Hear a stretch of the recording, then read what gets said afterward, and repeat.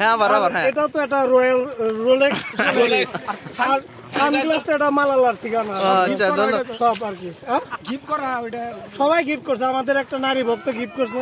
আসলে সব কথা তো সব জায়গায় বলা যায় না, কিছু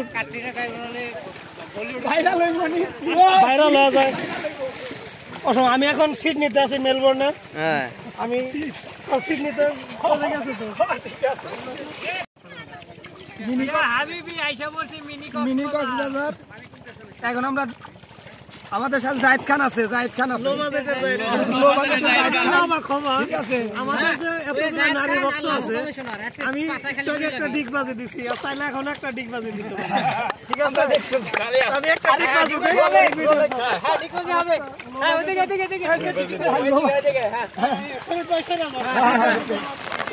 দিই।